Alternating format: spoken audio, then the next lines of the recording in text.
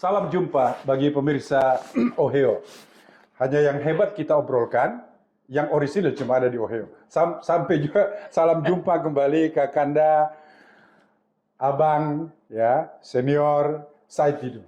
Selamat datang di studio kami, Ustaz. Selamat datang. Nah, dia bayangkan, udah senior, abang, nah betapa jauhnya sebenarnya. Tapi begitulah hebatnya penghormatan terhadap orang yang hidup lebih duluan. Siap. Di mana kita itu cuma hanya bisa menjadikan yang datang lebih dulu itu sebagai patokan kita untuk melakukan standarisasi. Sudah percaya dia itu? Saya juga ingin seperti itu. Oke, pemirsa, Said Didu ini kita sudah kenal banyak. Saya tidak perlu, mungkin juga kita ini saya jadi ketakutan bagi mereka yang tidak mengenal Said Didu. Said Didu ini adalah, saya tidak perlu membuka terlampau banyak, pasti pemirsa akan mengetahui. Beliau adalah seorang pemerhati sosial, juga beliau adalah seorang warga negara Indonesia yang betul-betul memiliki keinginan ya terhadap kebaikan-kebaikan yang ada di seluruh republik ini, sehingga seluruh kebaikan itu ada di rakyat Indonesia.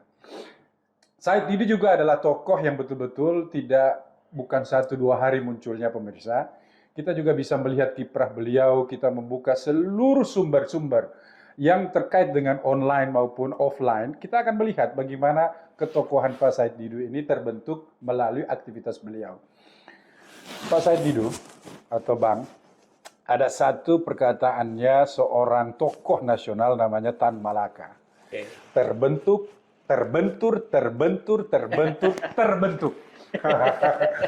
Kira-kira itulah yang saya secara pribadi menggambarkan sosok Said Didu. Oke Bang, kita mulai. Siapa sebenarnya Abang ini? Saya orang yang hatinya tidak bisa menerima ketidakadilan depan mata saya. Sejak kecil. Sejak kecil? Sejak kecil. Artinya kalau ada teman yang dizolimi, tapi gimana menerjemahkan keadilan itu pada saat kecil itu gimana? Saya contoh saja. Ya, contoh. Saya kelas 2 SMP bakar sekolah. Bakar sekolah. Abang ini memang sudah mengerikan. Saya SMA kudeta ketua OSIS. Saya kelas 2 SMA coret-coret sekolah. Nah, jadi semua perlawanan terhadap sesuatu.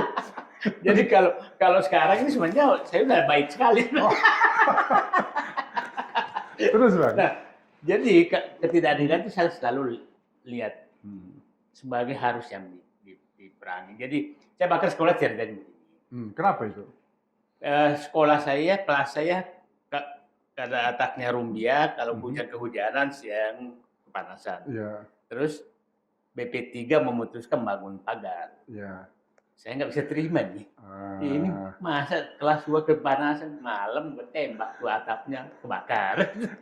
Akhirnya dibangun kelas. Jadi memang perlawanan Abang ini untuk menghasilkan kebaikan. Oke. Nah, dari kesewenang-wenangan BP3 itu. BP3 itu ya. Masa pagar lagi. Sementara kita kehujanan. Ya, yang bayar orang tua saya. Gitu. Ya. Oke. Nah, ada reasoningnya. Perlawanan ini ada alasannya. Ya. Oke. Yang kedua, saya kudeta ketua OSIS begini. Saya lagi muktamar pelajar Islam Indonesia di Surabaya. Oke. Pulang-pulang saya ada ketua OSIS. Ya. Loh, saya kan mau maju ketua OSIS. Jadi pada saat itu saya upacara sambutan ketua OSIS. Saya bilang, saya maju. Nggak bisa. Aku mau maju ketua OSIS. Kenapa? Pemilihan pada saat saya nggak ada. Nah, pemilihan hari itu aku menang. Artinya Abang meminta pemilihan ulang. Pemilihan ulang. Dan dilakukan hari itu.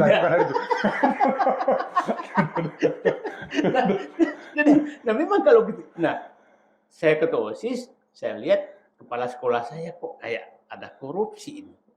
Nah, jadi kalau mau fotokopi di rumahnya dia. Nah, saya coret-coret lah sekolah. Graffiti lah. Wah, sore-sore Oh, iya, oke. di sekolah. Wah, kepala sekolah begini. Nah, ada teman pengkhianat. Berenam, ada yang melapor dulu kan pada itu kan anak-anak ini kan kodim kan, bukan polisi. Oke. Oh, Kodim paling kita takuti Ya, kalau paling itu, takuti. ya Nah, betul. jadi saya itu langganan, ditahan di kodim itu langganan. Luka-luka di kaki masih banyak, bekas sepatu laras. SD ini, SD. SMA. SMA ya?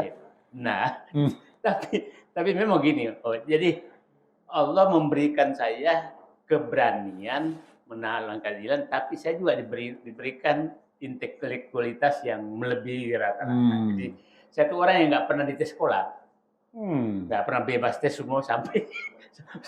Nah, tapi saya tidak pernah suka yang namanya jalan mulus. Jadi abang ini mencari susah. Mencari yang kalau ini orang nggak bisa lewati, aku suka itu loh. Oh, tantangan berarti. Tantangan. Oh, oke. Kalau nggak ada tantangannya, Oke. Jadi saya selesai di IPB, pingin sekali kerja di kantornya Pak Habibie, kan hebat. Oh iya, betul itu. Oh, datang saya ditulis IPB pertanian tidak diterima. Saya kan di IPB, pada jurusan saya teknologi industri. Ini Habibie pernah bikin surat ke dia. Pak Habibie, saya sangat tidak setuju kalau Bapak hanya mengembangkan pesawat dan kapal. Negaraku negara pertanian, butuh bioteknologi itu aja. Nanti. Nah, 2 minggu kemudian datang ajudannya ke Bogor, manggil Pak, disuruh menghadap Pak. Oke. Nah, saya datang ke Pak Habibie, Darmono yang mendampingi. Nah, diterima lah. Jadi memang seorang begitu. Jadi memang abang ini apa ya? Tidak ada satu detik pun di dalam kehidupan abang itu tidak ingin melakukan sebuah perlawanan terhadap ketidakadilan, terhadap kesewenang-wenangan, terhadap kezoliman. Ya? Selalu saya melakukan. Nah, ingatkan di luar. Nah, apa ini DNA dari abang sendiri? Apa dari orang tua? Bapak saya itu perintis kemerdekaan. Perintis kemerdekaan memang ya perlawanan juga. Dia 26 kali di penjara oleh Jepang. Bapak saya tuh 18 sekian lahirnya, Bu. Saya umur 70 tahun baru saya lahir. Jadi kayaknya gen seperti ini sudah ada ya. Nah, dan saya orang bilang, saya selalu tidak suka main kecil-kecil. Jangan melawan semua. Kalau perlu gajah. Kalau kamu menang melawan semua, tidak ada gunanya. Kalau gajah kamu lawan, kalau minimal bisa menempeleng belalai aja kan udah lumayan.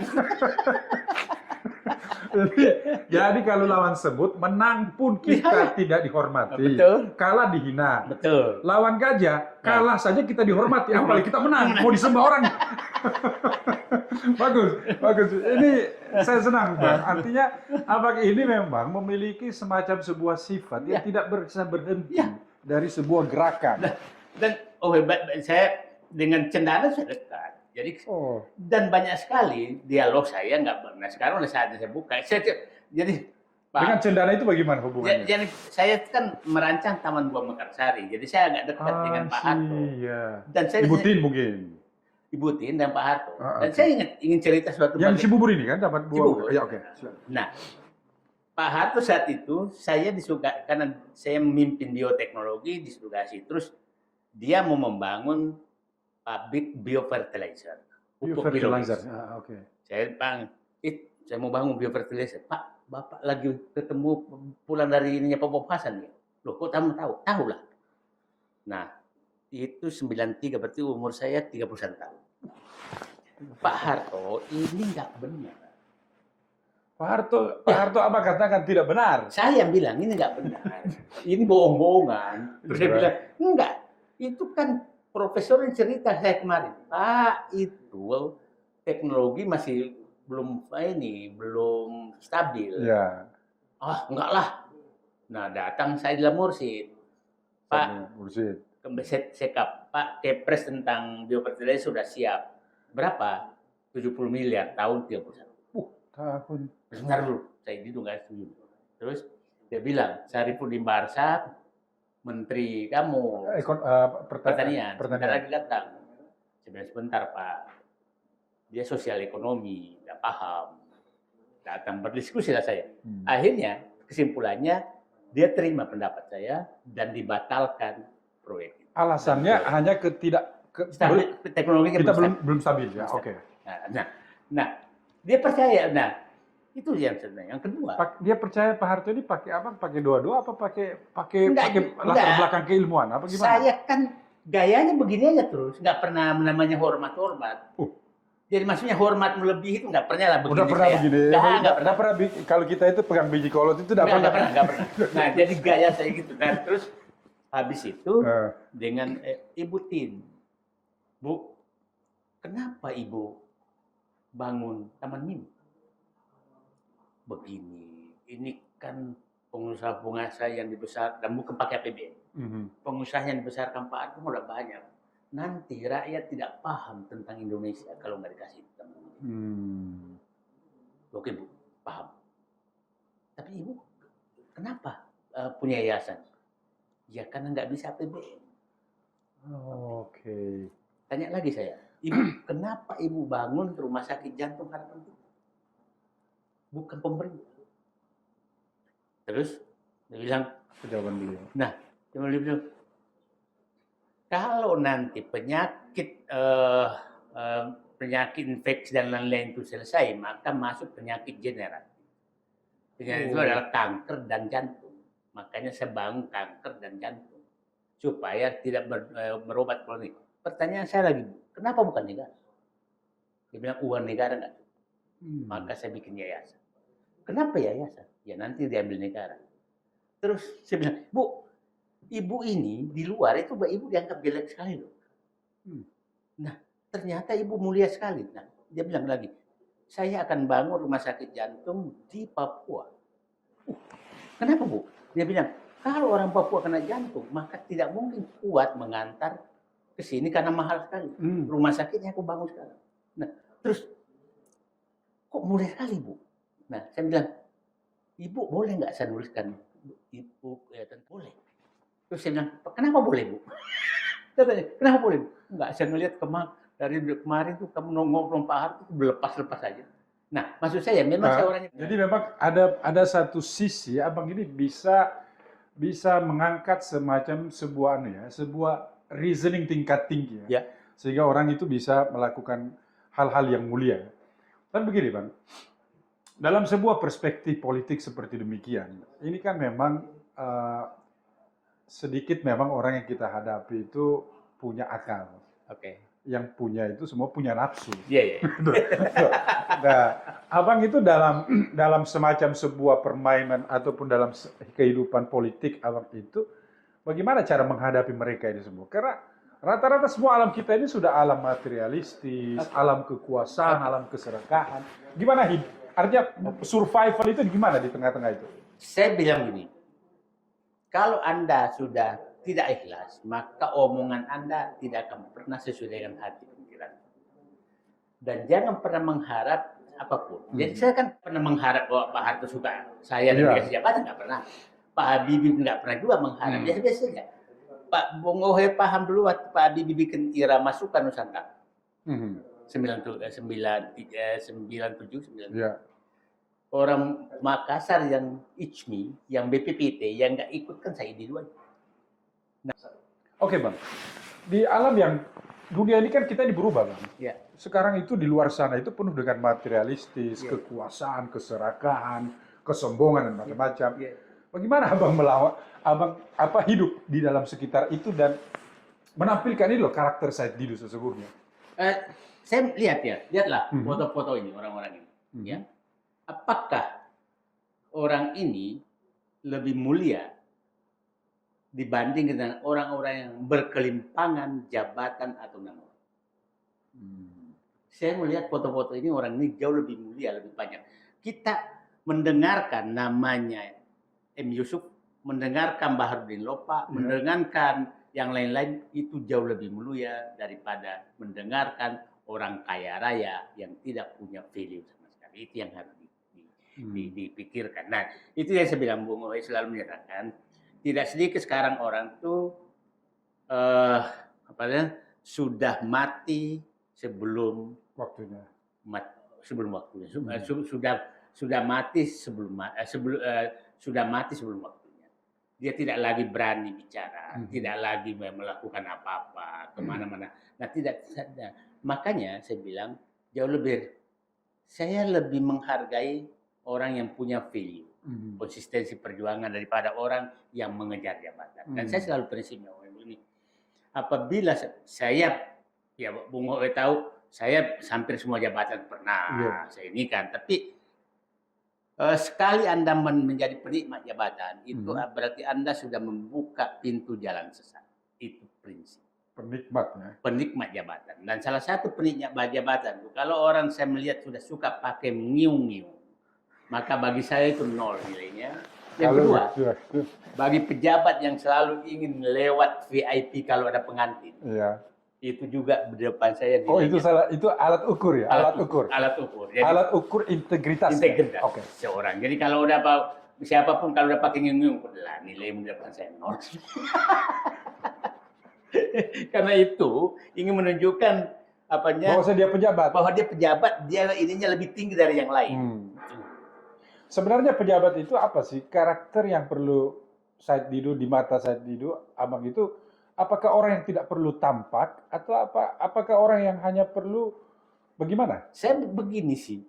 Jadi seorang pejabat itu yang harus ketahui karakternya sehingga tidak perlu melakukan apa-apa orang udah takut. Jadi saya kasih contoh begini. Pada saat saya mau menjabat ke sekretaris Kementerian BUMN, apa yang saya lakukan? Saya menerima CV dari Pak SBY JK itu 972 CV untuk jadikan direksi dan komisaris. Terus saya ditanya, gimana tuh CV-CV orang itu? Aku sudah buang ke tong sampah. Jadi 9.000 CV itu Abang buang ke tong sampah. 900 CV aku buang ke tong sampah. Yang tersisa ada 50, yang itu yang aku harus tes. Yang lainnya ada di tong sampah. Nah, kayak begitu. Jadi apa alasan 8.950 itu tidak masuk? Karena memang sampah. Tidak kenal apa memang sampah? Memang kualitasnya nggak memenuhi syarat sama sekali. Karena itu kan kumpulan relawan, caleg gagal, nggak punya kemampuan apa-apa. Dan saya nggak mau BUMN jadi tong sampah. Jadi kalau Bapak menginginkan ini masuk, maka Bapak jadikan BUMN tong sampah, maka mending saya hidup keluar. Saya nggak bisa hidup dengan sampah. Nah, jadi pejabat itu harus menunjukkan karakternya. Karakternya sehingga kalau udah ketahuan karakternya, itu nggak perlu lagi bekerja apa-apa. Jadi orang yang paling takut saya dulu, karena begini, siapa calon direksi, calon komisaris yang paling banyak memonya, itu yang pertama aku coret. Kenapa? Orang yang suka cari memo kepada orang lain itu adalah orang yang kepercayaan dirinya rendah, dan itu pasti sudah karakternya pasti nggak bagus. Saya bayangkan karakter ya Abang kan ngerti, kita ini kan pernah dekat sama JK. JK ini karakternya hampir sama dengan Abang. Punya rasionalitas tinggi, punya efisiensi. Bagaimana Abang menghadapi karakter JK ini? Nah, Pak JK baca cerita kalau dia. Dalam yang menolak 9.000 itu. Nggak gini, ada teman dekatnya beliau. Saya nelpon. Ini orang udah setahun lalu, gua kasih namanya kok nggak jadi-jadi, kan bagus orangnya. Begini Pak, orang ini Pak, kerjaannya setiap jabatan baru dia menikah lagi. Nah, ini cerita-cerita supaya orang paham. Terus, jadi setiap kali ada jabatan dia menikah. Nah, kenapa kalau dia menikah? Bukan Pak, umurnya udah lebih 60 Pak, masa menikah lagi? Nah, ditelepon lah, ini saya di depanku ini. Kau katanya kalau dia menikah lagi? Enggak lah Pak, ya oke. Nah, baru gua SKK. Nah, yang kedua, ada lagi temennya. Ini kenapa ini? Kok nggak jadi-jadi? Kan BUMN kecil, tapi kan orangnya memang hebat. Mantan gubernur, mantan pejabat gubernur. Pak, orang ini Pak, dulu pernah kena kasus narkoba. Kalau gitu besok suruh bawa tes urinnya. Nah, maksud saya, kayak gitu loh saya. Jadi Pak JK itu paham betul saya. Makanya kalau Pak JK, ada orang mengeluh ke sana, Pak, parah Said Didu Pak. Ya udah begitulah memang. Jadi akhirnya Pak JK sebagai pemimpin sudah mengerti karakternya Bang. Mengerti Bang. Dengan SBY gimana Bang? Sama. Oh sama. Sama dengan Pak SBY. Itu Pak SBY juga paham betul Mas. Nah, ada cerita begini. Menteri saya almarhum Sugiharto meng-SK kan 27 orang untuk dilantik jadi direksi BUMN. Kok nggak lewat saya? Nah, saya tahu, oh ini banyak sogokannya nih. Tahu nggak, oh gua nggak kasih nomor, udah datang semua dilantik, nggak jadi. nggak jadi. Nah, lapor ke SBY. Istana marah-marah, saya ini udah mengkudeta Kementerian BUMN.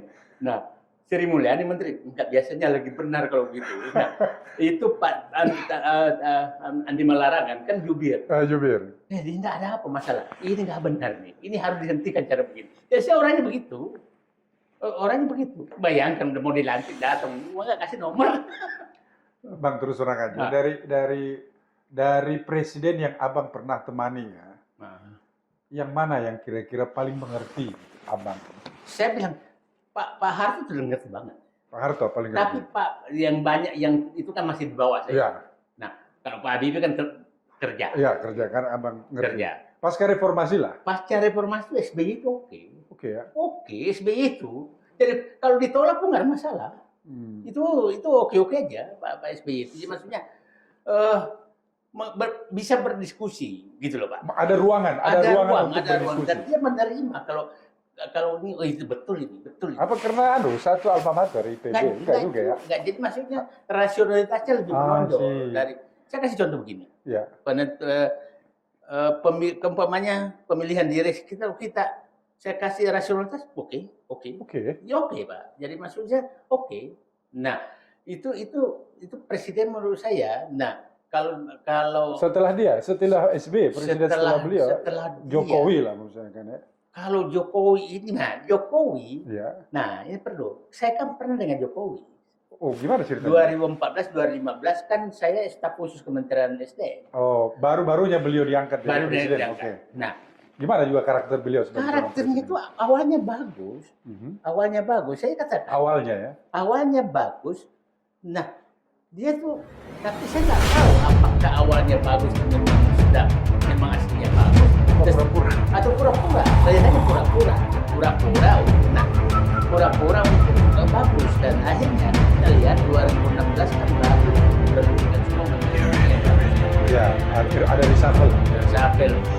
Bisa Rafi, Firman Sari, Menko Polhukam,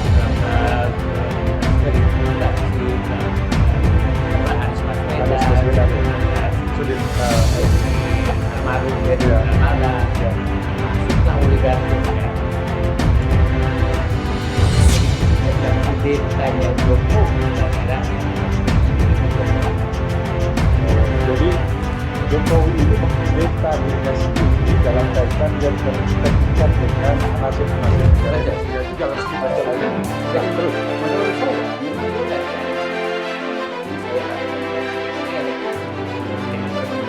dengan tekniknya sendiri. Itu bagaimana perlawanan terhadap kebijakan Jokowi? Jadi saya tidak akan tenaga kerja.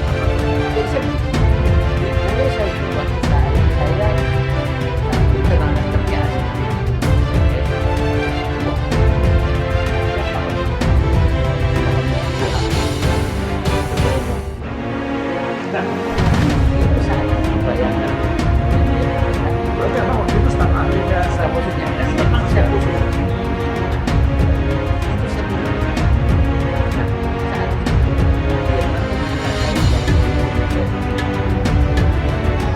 dan sudah tidak bukan kita benar.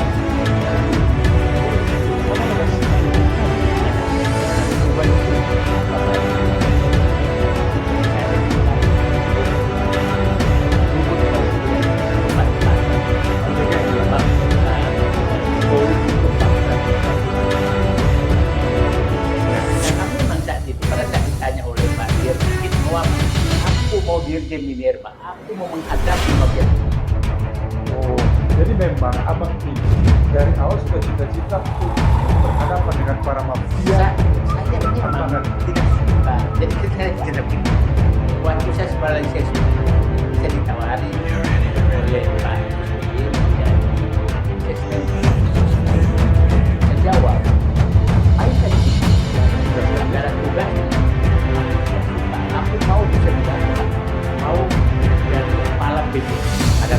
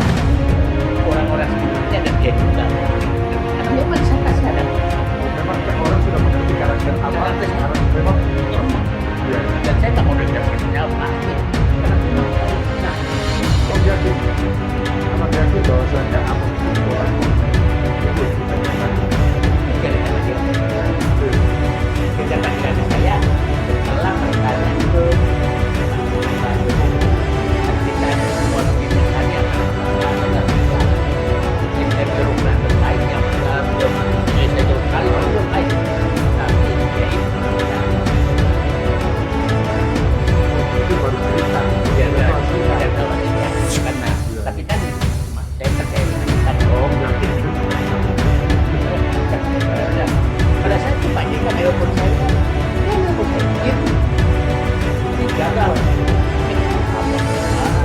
Biasa saja. Lihat aja nanti. Terus gimana? Setelah itu apa? Nah, itulah pada saat itu kan saya dapat.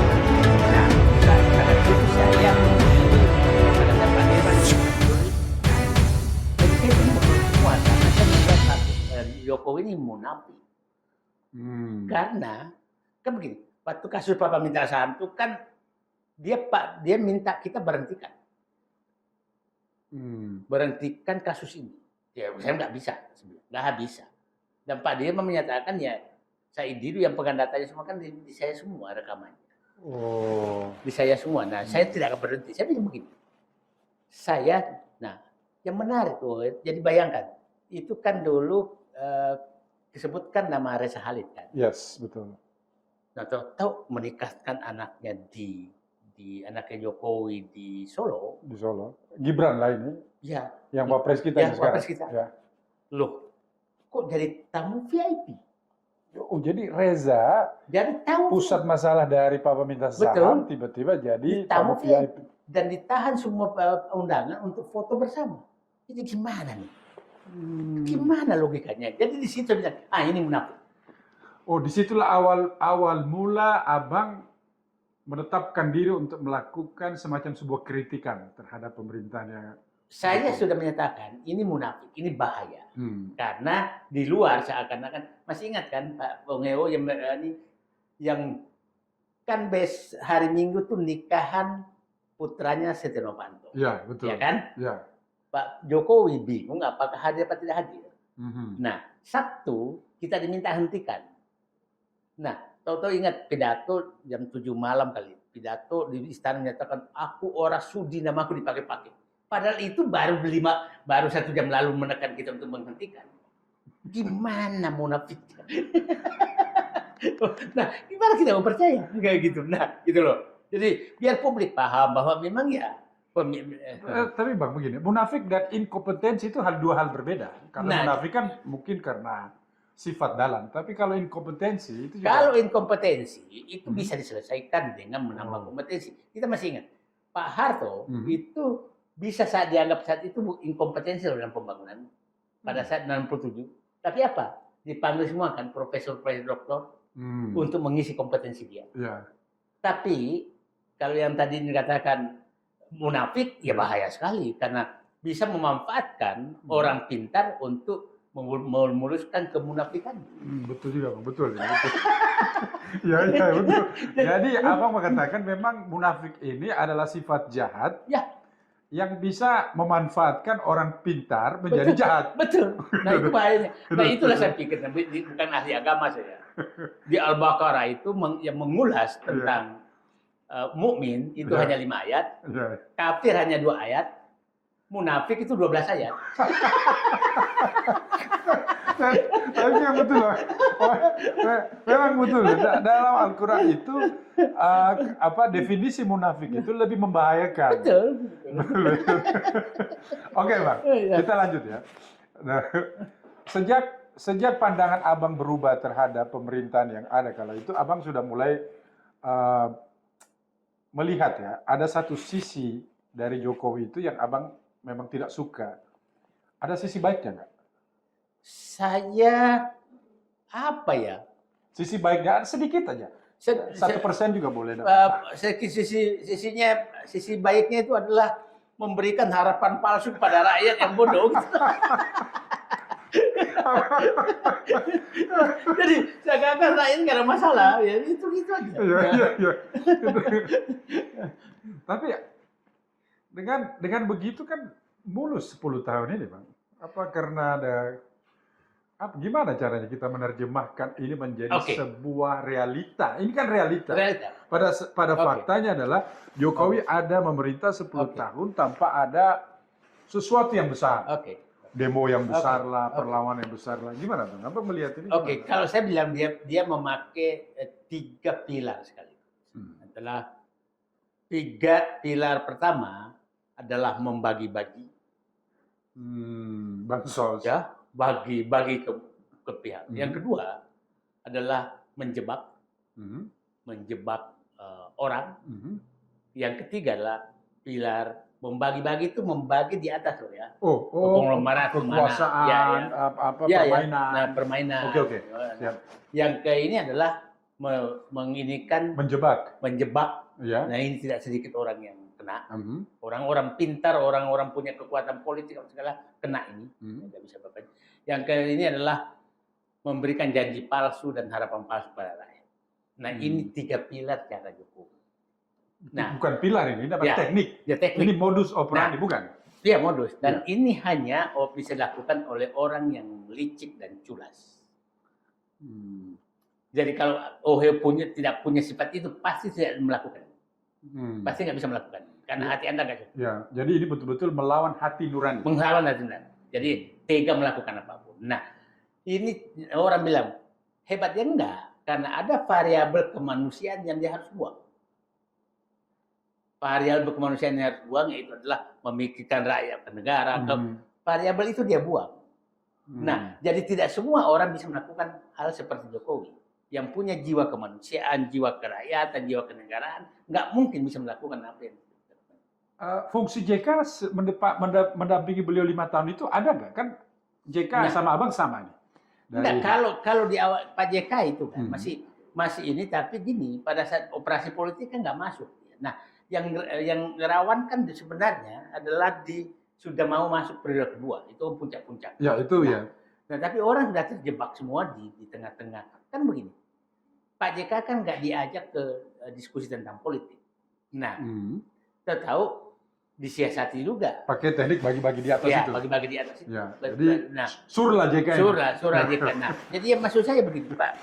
Nah, coba oligarki dibagi-bagiin, segala tambang dibagi-bagi, hutan dibagi-bagi, semua dibagi-bagi yang di atas. Nah, yang dibawa kan dikasih bansos apa segala itu. Nah, yang problem yang kritis-kritis dijebak. Dijebak oleh dijebak hukum. Termasuk Abang, enggak? Nah, kita yang paham itu ini bahaya dan terjebak, nanti keluar. Gitu kan. Jadi Abang keluar 2018, atas 2016 ya? 2016. Atas kesadaran bahwasanya sudah selesai saya membantu. Saya menyatakan ini harus keluar. Karena, dan saya harus memang sudah menyatakan harus keluar dan melawan. Kenapa tidak mau memperbaiki dari dalam? Sangat susah. Karena problemnya tidak ada ruangan. Bukan tidak ada ruangan. Pak Jokowi memanfaatkan orang baik itu untuk menstempel, menentukan stempel kejahatan. Gitu loh. Nah, saya nggak mau jadi Abang tidak mau jadi stempel. Nggak mau stempel. Dia melakukan kejahatan, tapi kita dijadikan stempelnya, itu nggak mau. Kan bisa juga menolak untuk memberikan stempel itu. Ini loh alasan saya. Nah, ada menarik. Pak JK itu pada saat saya berhenti, telepon. Tadi Pak Presiden nanya, itu saya dulu bisa diajak nggak? Terus gimana itu? Udahlah Pak, cukup Bapak aja yang korban. Korban apa itu? Korban tiap hari dibohongin.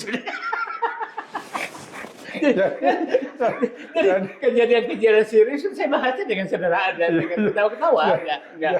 Jadi JK ini kita korbankan untuk menerima tiap hari dibohongin. Kurang ajar.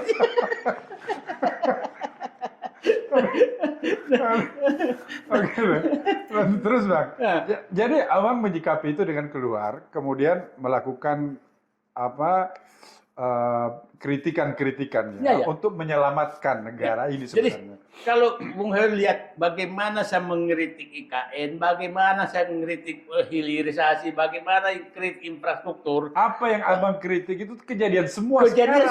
Iya, betul. Dan itu arsipnya masih ada semua. Betul. Nah, jadi saya bilang itu mulai jalan tol apa bandara kan saya mau ikuti. Dan semua terbukti sekarang. Terbukti sekarang. Jadi bukan karena memang kan kita bukan orang bodoh, kita udah tahu juga. Abang ini kelebihannya dokter spesialis, tapi yang tidak dimanfaatkan oleh rumah sakit besar. Dan pokoknya kan semua informasi kan bisa data. Iya. Bukan ngarang-ngarang saya. Betul. Dan semua masih bisa ditelusuri itu. jadi maksud saya, dan mungkin memang itulah Allah menugaskan saya untuk ini semua gitu kan. Yeah. Nah, Jadi kalau sekarang ini ya udahlah, itu biasa-biasa saja.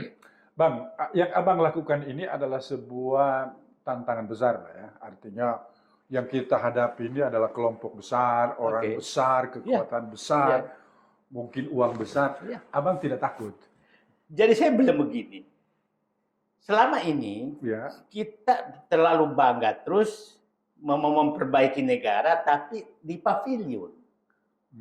Jadi bicara tentang idealisme negara itu di kafe paling mahal atau di hotel. Betul. Ya. Nah, Harusnya jadi- di warung kopi nih. Ya, saya bilang yang mengendalikan semua negara kekuasaan ini dan segala hal itu bukan di Merdeka Utara, istana, bukan di Hambalang, bukan di Trunojoyo, bukan, tapi ada di pantai utara Jakarta. Pantai. Itu yang mengendalikan semua. Nah, kalau kita udah takut mengerti itu, artinya kita hanya menjarang pavilion. Yang mengatur semua dari sana. Iya betul. Nah, Bukankah ini hanya sekedar tuduhan, Bang? bukan, inilah. Kan terbuka semua. Tidak, artinya tidak terlampau naifkah kita melihat Pantai Utara ini sebagai penggerak dari seluruh aktivitas negara yang begitu besar? Jadi kan Ada gampang. kemungkinan itu. Gampang kamu di Indonesia tuh. Iya. Peganglah aparat penegak hukum, peganglah tokoh-tokoh partai politik, nah peganglah perlawanan, udah negara ini selesai. Nah itu yang mereka pegang. Mereka pegang. Cobalah waktu PIK 2 dibuka, ada nggak sih kota parpol berani bicara? Ada Trunojoyo berani bicara nggak? Senayan berani bicara nggak? Ada yang berani. Karena di ujung telunjuk dia mereka. Nah itulah saya bilang. Kalau hanya menyerang yang lain-lain nggak ada gunanya. Serang perusaknya, gitu. Oke. Tidak ada sisi baiknya juga Pantai Utara ini. Artinya ada, ya satu sisi ini kan jadi tempat yang bagus. Oke. Di luar Ancol orang sudah bosan, di Oke. tempat yang lain. Akhirnya juga kan masyarakat memiliki, Oke. ramai juga itu tempat. Harusnya sepi di barang di sana itu. Bukan begitu. Jadi saya bukan yang ini yang perlu saya luruskan. Saya Ya, lalu coba. dituduhkan saya anti pembangunan dan saya anti rasis tertentu. Oke, kan itu kan tuduhannya. Iya, itu betul. Tuduhan itu Nah, banyak. saya bilang yang saya anti itu adalah anti ketidakadilan dan anti pemerasan rakyat, anti perampokan negara. Itu yang saya nggak suka. Bukan anti pembangunan. Saya pernah nggak saya kritik tentang BSD? Tidak pernah. Nah, karena tidak mengintimidasi, tidak mengkriminalisasi, terjadi transaksi biasa. Pondok Indah biasa-biasa saja, normal-normal saja. Yang saya lawan Kelapa Gading juga biasa-biasa. biasa-biasa saja. Nah, tapi ini bayangkan rakyat dikasih ganti rugi 50.000, sementara makan es krim di PIK 2 100.000 gitu kan. Jadi ini bukan penipuan tapi perampokan. Perampokan. Kalau menipu kan Nah, ini kan yang saya kritik. Nah, yang saya katakan etnis enggak. Karena korbannya juga etnis, sesama etnisnya banyak sekali. Laporan ke saya. Jadi ini bukan masalah etnis. Nah, Anda menyatakan sarah enggak. Saya bilang siapapun melakukan ini pasti aku lawan. Nggak suka saya. Jadi, nah tadi pertanyaannya, apakah betul mereka, ya kan, mereka yang melakukan semua ini? Jadi saya lihat begini. Ada kecenderungan sekarang memakai cara itu. Nah, apakah oligarki semua? Apakah pengusaha itu semua oligarki? Enggak. Saya kasih tahu, yang dimaksud oligarki adalah pengusaha yang menggunakan uangnya untuk merampok negara, untuk menggusur rakyat, dan untuk mengendalikan kekuasaan. Ini yang namanya oligarki. Nah, saya kasih dulu Lim Silyong apa oligarki? Enggak. Dia pengusaha. Karena dia nggak ngambil rakyat. Eka Cipta Wijaya apa oligarki? Enggak, dia pengusaha.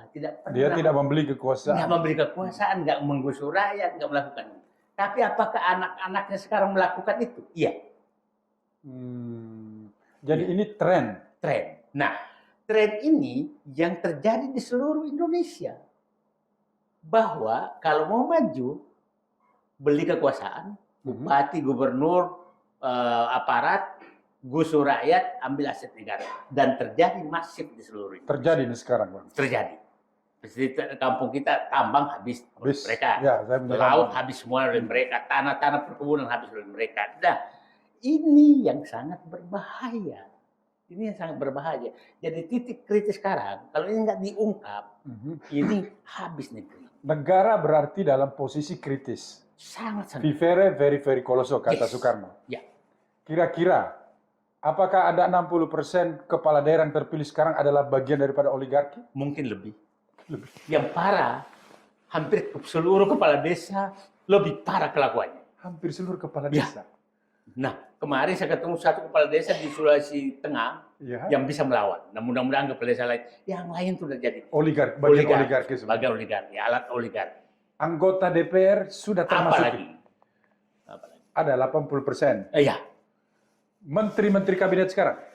Nah, saya bilang, saya menyatakan, Pak Prabowo menyatakan terjadi perampokan sumber daya alam berkali-kali. Yes, betul. Dan kalau ini terjadi, maka 2030 ini akan bubar negeri ini.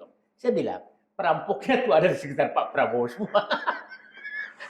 Yang disebutkan itu ada di sekitar semua. Dan kita tahu semua siapa melakukan itu. Jadi kita susah mencari perampok di mana tempatnya sembunyi. Padahal ada di tempat yang dekat dengan pemilik kekuasaan. Pemilik kekuasaan. Dan kita tahu semua itu.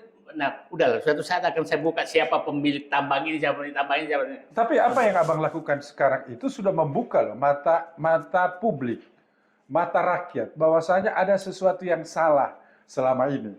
Bukan salah di penguasa yang baru sekarang ya, Pak. Ya. Tapi ini kan adalah peringatan kepada beliau. Nah, sesuatu yang salah ini semakin membesar menurut abang. Saya senang sekarang karena perlawanan kesadaran publik bahwa ada yang salah itu tujuan saya. Publik menyatakan dan ini memang ada yang salah nih karena itu begini. Mereka sudah merasakan bahwa kadang-kadang tidur di ruang tandanya hilang. Nah, ini di seluruh Indonesia terjadi. Nah, coba bayangkan itu semua seperti itu di Maluku Utara, di Kalimantan, di Sulawesi, udahlah di Jakarta semua terjadi. Jadi menurut saya ini kesadaran publik untuk memperbaiki mudah-mudahan. Nah, mudah-mudahan bisa menjadi gerakan publik dan Pak Prabowo bisa mengantisipasi bahwa ini memang harus diperbaiki. Abang nggak diancam? Ya saya harus jalan selalu dengan 3 orang. Jalan selalu 3 orang. Artinya dengan itu kan berarti ancaman realistis ya. Tapi saya begini, saya menyatakan saya di dalam pikiran saya sekarang bahwa Allah mungkin menugaskan saya hidup menyelamatkan bangsa. Itu adalah niat saya. Ini memang sebuah Bang, sebuah gerakan jiwa, Ya. bukan lagi hati, jiwa Kan, ini. Bung Hitam, saya kan bergerak sendiri, nggak ada saya nggak punya bukan Nggak ada siapa-siapa. pasukan, nggak ada Nggak ada. bodyguard, nggak ada. Nggak ada. Apa yang paling terbesar ancaman itu? Macam-macam. Tapi saya bilang begini. Sampai di titik bahwa nyawa saya hilang pun ya itulah beresiko. Itulah resiko berjuang. Saya kasih tahu istri saya kalau HP ini nggak bisa dikontak lagi, ya jangan nggak usah dicari, kirim Al-Fatihah aja. Begitu besarnya Bang punya tugas loh ini. Karena Artinya ini beban ilahi ya. Bangsaku harus selamat. Betul. Tapi begini Bang, dari semua tujuan-tujuan atau tugas-tugas yang menurut kita ini sebagian besar kelompok kecil mulia ya. Apakah hal yang sama dilihat oleh penguasa? Saya tidak lagi melihat itu karena saya melihat bahwa ini kesadaran publik harus tumbuh. Begini ya. Semua manusia itu dipinjamkan roh oleh Yang Maha Kuasa, dipinjamkan. Dan roh itu adalah mulia. Jadi yang saya gugah sekarang adalah kemuliaan roh-roh itu yang ada di tubuh manusia agar kembali mulia. Itu aja. Ya, ini sama dengan ayat hai jiwa-jiwa yang mulia kembalilah engkau. Nafsul mutmainah. Mutmainah qulub. Sungguh menarik, Bang. Oke, Bang. Apa sebenarnya akhir daripada keinginan Abang itu? Artinya apa yang Abang ingin lihat? Saya ditanya dulu oleh mereka, apa sih yang kamu inginkan dari Iya, betul. Saya bilang begini, Satu, hentikan kebiadaban, hentikan kezoliman, berbisnislah dengan baik. Bagi pejabat, kelola negeri dengan baik, gunakan hati nurani dengan baik, dan betul-betul bahwa selesaikan semua dengan niat yang baik. Itu aja saya sebenarnya. Jadi saya kalau dia menyatakan saya bukan anti pengusaha, saya anti kezoliman. Dan saya bukan kasih contoh lagi. Lim Siliong bukan orang ini, bukan oligarki, tapi anaknya mungkin sudah menjadi oligarki. Nah, jadi itu kira-kira. Nah, negara ini saya saatnya beginilah, Bu Boyo. Kita ini kembalikanlah menjadi negara yang normal. Yang negara normal itu beginilah. Kedaulatan ada di tangan rakyat. Tangan rakyat dan menghargai orang yang berusaha, punya kompetensi, punya integritas, punya yang baik-baik itu, punya Nah, jangan ujuk-ujuk. Masa sih kita, mohon maaf aja, orang sekolahnya nggak jelas kok jadi wapres. Nih, gimana mempertanggungjawabkannya gitu loh. Nah, kalau ini kita maklumi terus, maka nggak akan pernah. Nah, sejelek-jeleknya, bukan sejelek-jeleknya. Dulu kalau kita udah sekolah, apalagi masuk perguruan tinggi bagus, kita yakin bahwa akan masa depannya. Sekarang nggak perlu sekolah, nggak perlu. Nah, itu nggak normal sama sekali. Artinya ini ada lagi apa ya, unsur-unsur yang bisa lagi membuat negara ini menjadi kacau karena ada unsur itu tadi. Ya, saya bilang begitu ya. Sangat berbahaya seorang pemimpin yang tidak punya moralitas menjadi pemimpin karena dia bisa melakukan segalanya dengan kekuasaan. Yang memimpin kan presiden, bukan wapres. Ya, tapi kan bukan. Ini kan memanfaatkan pemakluman itu. Jadi maksudnya begini, banyak teman-teman saya di oposisi bahwa apakah Pak Prabowo bisa membuang pemakluman pada saat menjadi presiden? Maksudnya kembali ke menormalkan kehidupan berbangsa dan bernegara. Karena beliau pernah menikmati normalnya kehidupan berbangsa dan bernegara. Dan hanya orang-orang pintar seperti beliau yang bisa mencapai puncak itu. Setelah itu kan hilang. Kira-kira cerita Abang ini dalam melakukan perlawanan, dalam melakukan kritik itu hampir sama dengan cerita Prabowo ketika 15 tahun berusaha untuk menjadi capres tanpa berhenti dari keinginan itu. Jadi kan sebenarnya orang bilang ditanya, kenapa sih begini? Pak Prabowo kan sebenarnya di kepalanya hanya 4. Satu, bahwa di Indonesia terjadi paradoks, ya kan? Negara kaya, rakyat miskin. Nah, itu beliau sadari dari awal. Betul. Dia mau masuk, mau menyelesaikan paradoks ini, maka dia ingin membentuk partai dan menjadi penguasa. Dan dilakukan. Dan apa yang dilakukan? Hanya 2 sebenarnya yang dilakukan. Adalah kembalikan ekonomi dari oligarki kepada rakyat. Itu yang pertama. Yang kedua, kembalikan kekuasaan yang dikendalikan oligarki kepada rakyat. Itu janji Pak Prabowo di bukunya. Tapi apakah itu dilakukan sekarang? Ya, kita kan belum begitu. Nah, jadi ada tanda-tanda kayaknya, artinya ya ada juga kesabaran waktu menunggu. Bagaimana cara kita mengukur ke depan ini? Ya saya belum gini aja. Sekarang rakyat itu udah mengasih pilihan. Pilihan karena yang merusak negara ini selama 10 tahun adalah Jokowi bersama oligarki.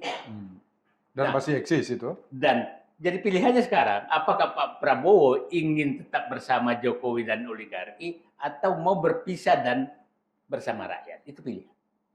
Nah, kita menarik pernyataan Pak Prabowo. Nah, yang bermasalah ini Jokowinya apa oligarkinya? Oligarki sama Jokowinya. Oh, harus satu paket? Satu paket, karena oligarki itu, oligarki baru ada kalau ada paketnya. Nah, sekarang, ini kan pernyataan Pak Prabowo kemarin bahwa dia tidak mau dipisah, ada pihak-pihak ingin memisahkan dia dengan Jokowi. Itu kemarin kayaknya. Ya, ingin memisahkan dia Jokowi. Saya menyatakan Pak Prabowo, ingat Pak Harto jadi presiden itu tanda tangan basahnya Bung Karno, super semar. Mhm. Ya kan, itu titik awal. Kedua, Pak Habibie itu adalah penyerahan dari Pak Harto. Mhm.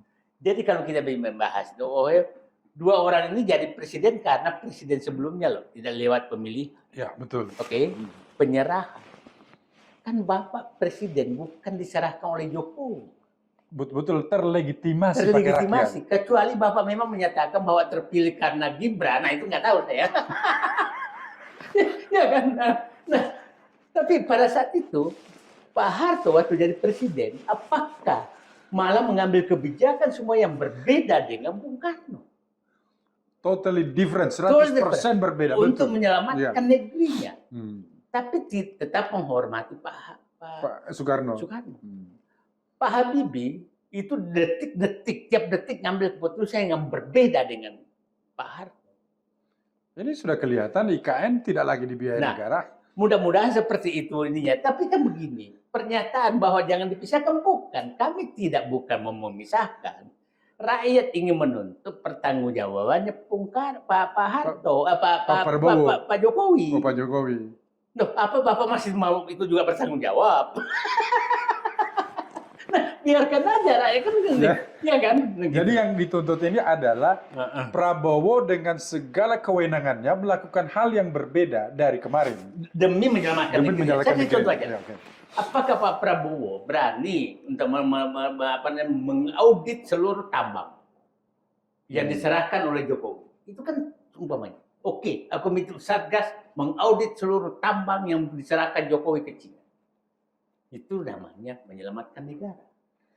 Kenapa Abang fokus di masalah pertambangan dan pertanahan ini? Karena saya melihat begini, pertanahan ini sudah mengambil hajat hidup rakyat yang paling dasar. Kalau itu sudah hilang, maka rakyat negara artinya itu, ya. Tambang ini adalah karena negara kesulitan uang, gampang sekali audit aja tuh.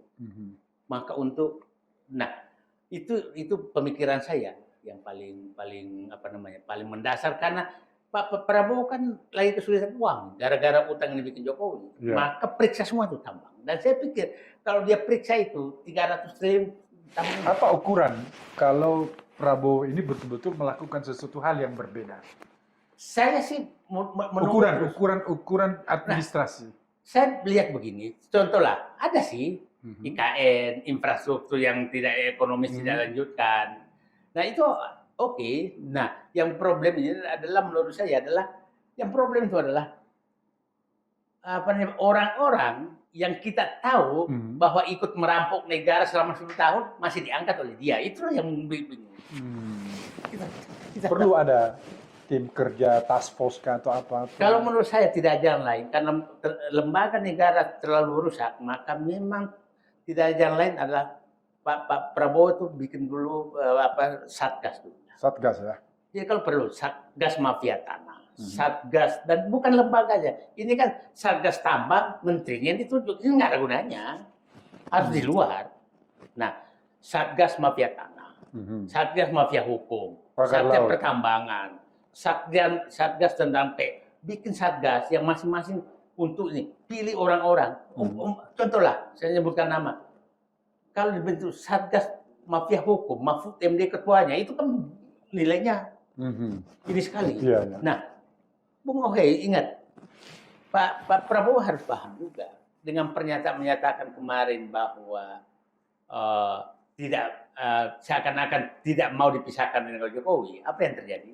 Harga saham di Indonesia hari ini anjlok 7%. Ada efeknya? Ada, karena orang nggak percaya. Ini bahaya benar, karena orang-orang tahu bahwa bisnis di Indonesia selama Pak Jokowi ini nggak normal. Tidak berkaidah-kaidah bisnis, hilang semua. Siapa yang dekat? Cobalah. Tahu-tahu orang-orang yang dekat anaknya presiden langsung kaya raya. Oheo yang puluhan tahun bekerja dengan profesional nggak bisa ngapa-ngapain. Kan orang paham.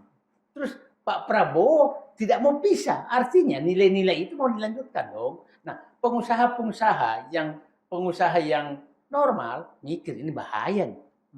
7%. Sementara negara lain saham naik. Tapi ekonomi kita bagus bukan? Bagus apaan, menderita semua. Jadi itu.